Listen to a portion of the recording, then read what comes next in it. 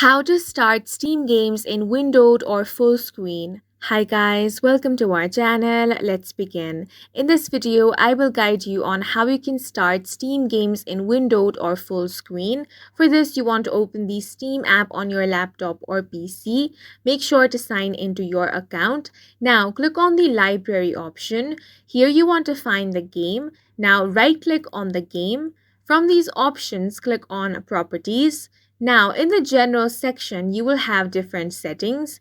You will find the launch options here. Here, you want to enter whether you want windowed or full screen. So if you want windowed, go ahead and type in windowed over here. If you want full screen, you want to type in full screen over here. Once you have done that, cross it, and the next time your game starts, it will launch according to the setting that you have typed in.